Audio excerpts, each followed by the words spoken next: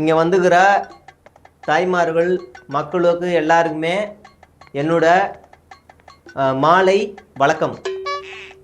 நம்மளோட நிகழ்ச்சியாக நம்மளுடைய தலைவர் வந்துக்கிறாரு. இந்த தாய்மாருடைய குழந்தைக்கு பேர் வைக்கிற விழா வந்து நடக்க இருக்குது. மேடை வாமா. பேர் வைக்கிற விழாவுக்காக இப்போது நம்ம தலைவர் மேடைக்கு வராரு. வாங்க தலைவரே வாங்க. தளபதி தளபதி தளபதி தளபதி தளபதி தளபதி. நீ ஏன் ஏறுற? கீழே போ.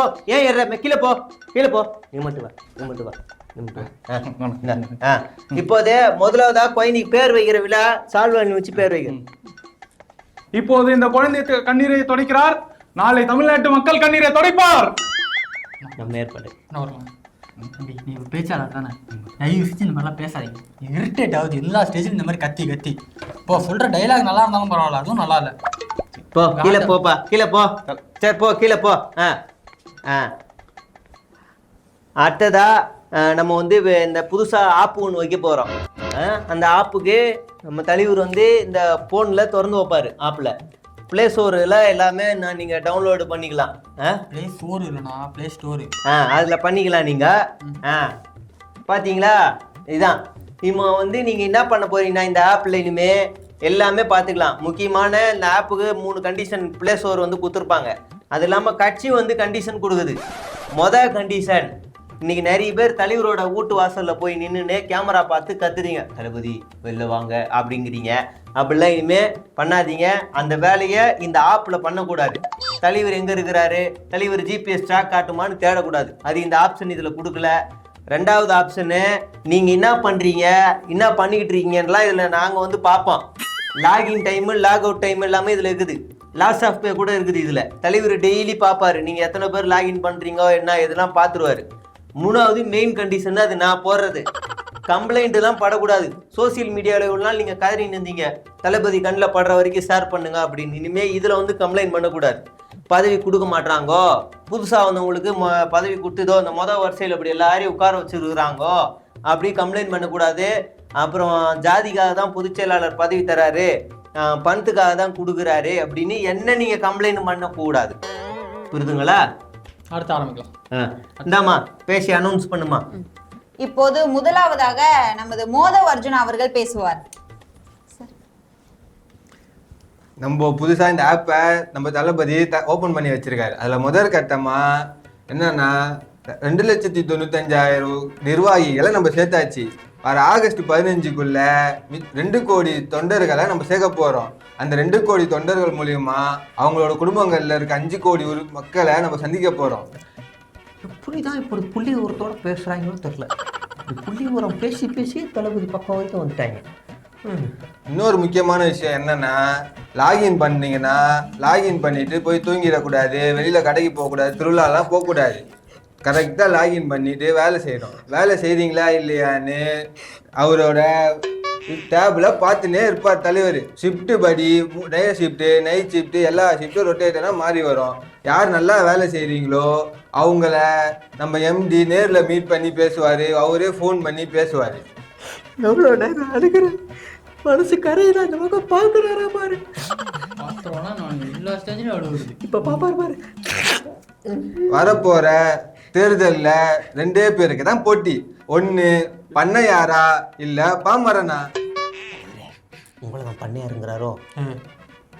என்ன சொல்லலை. சரி, நன்றி, வணக்கம். நன்றி சார். தற்போது நமது பொதுச் செயலாளர் அவர்கள் பேசுவார். எந்த மாவட்டத்துக்கு சென்றாலும் நம்மளுடைய 81 பேர், மாநில வழக்கறிஞர் அணி 11 பேர், கழக செயலாளர்கள் 1680 பேர், 8580 பேர், 8580 பேர், 8580 பேர், 89,680 பேர், 680 பேர், 980 பேர். தமிழ் மேல புல்டோசரை விட்டு ஏத்துறா ஏன் ஊசலாடாது? எனக்கு தெரிஞ்சு நம்ம கட்சிக்கு இந்த ஆப் தேவையில்ல.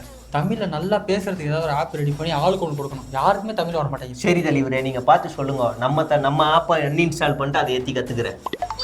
எனக்கு ஸ்டோரேஜ் ஃபுல் ஆயிடுச்சு. இப்போ நீங்க ஆவலோட எதிர்பார்த்த நம்ம தளபதி பேசுவார். Thalapathy love you. Love you too. அதாவது இதுக்கு முன்னாடி 1967 சரி 1977 சரி நடந்த தேர்தல் மாதிரி இந்த 2026 தேர்தல் இருக்க போகுது. இது நீ எழுதி குத்தா? ஏப்பா நீ எழுதி குத்தியம்மா? இல்லையே. எப்படி புள்ளி ஊரெல்லாம் பேசுறாரு? யார் எழுதி குத்தா? அப்ப இருந்த கட்சிகளை ஜெயிச்சது புதுசா வந்த கட்சி தான். அதே மாதிரி இப்போ நம்மளும் ஜெயிக்க போறோம். அதோட இது நிலைப்பாடு என்ன அப்படிங்கிறத நம்ம ரிசர்ச் பண்ணப்போ என்ன தெரிஞ்சிருக்குன்னா, தெருவுக்கு தெரு, ஊருக்கு ஊரு, வீட்டுக்கு வீடு நம்ம இறங்கி வேலை பார்க்க போறோம். புரியுதா?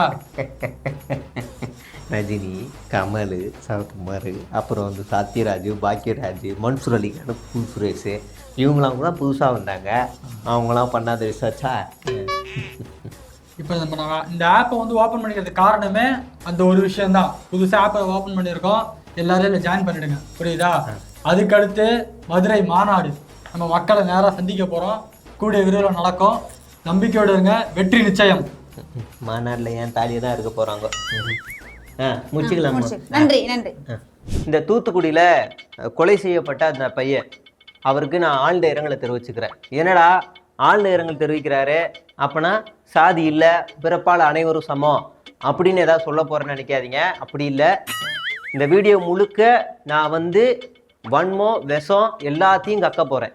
அதான் அப்புறம் அந்த கொலை செய்த அந்த பையன், அந்த சுர்ஜித், அவர் ஏன் பண்ணார்?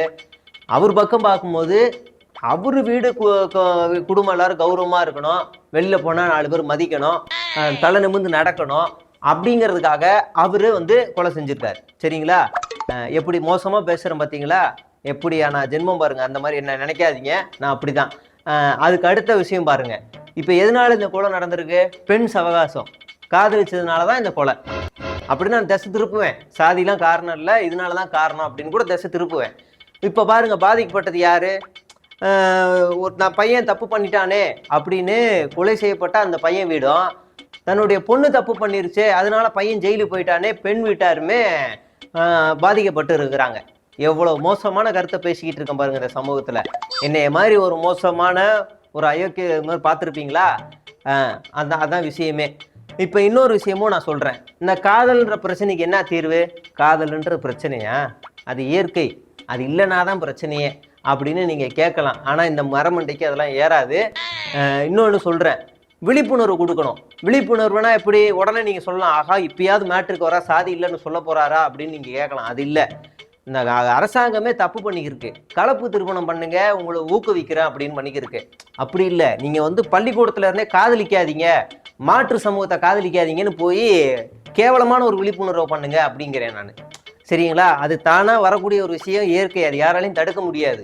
அதை வந்து நம்ம விழிப்புணர்வாக வந்து அதை மாற்றிடணும். இயற்கைக்கு புறம்பாக நம்ம எதையாவது பண்ணி தொலையணும் அப்படிங்கிறதான் இப்போ நான் பேசிக்கிருக்கேன். என்னையெல்லாம் பார்த்தா வந்து உங்களுக்கு வேற மாதிரி தெரியும், வேற மாதிரி எல்லாமே தெரியும். ட்ரோல் பண்ணலாம், செட்டையர் பண்ணலான்னு கூட உங்களுக்கு தெரியும். ஆனால் உண்மையிலே இந்த சமூகத்தில் சுதந்திரமாக சுற்றிக்கிட்டு பல விஷமான கருத்துக்களை, அருவருப்பான கருத்துக்களை, ஆபத்தான கருத்துக்களை விதைச்சிக்கிட்டு இருக்கிற ஒரு மோசமான ஆள்னு கூட நீங்கள் வந்து இன்னும் கூட நீங்கள் நினைக்கவே இல்லை. அதெல்லாம் உங்களுக்கு புரிய லேட் ஆகும். அது ஒரு பக்கம் இருக்கட்டும். சரிங்களா? இப்படியான ஆளை எப்படிரா இந்த சமூகம், இந்த அரசாங்கம் வெளியில் சுதந்திரமாக சுத்த விட்டுக்கிருக்கு அப்படின்னு கூட நீங்கள் வந்து கேட்கலாம். 4 அப்பி தூக்கி உள்ளே உட்கார வச்சோன்னா அடுத்து என்ன மாதிரியே சாதிய வெறியை தூண்டுற மாதிரி யாராவது ஒருத்தர் பேசுனாங்க அப்படின்னா ஒரு பயம் வரும். இந்த மாதிரி என்ன ஒரு உதாரணமாக எடுத்துக்கிட்டு அப்படிலாம் அரசாங்கம் பண்ணணும். அதுதான் நல்லாவும் இருக்கும். நன்றி.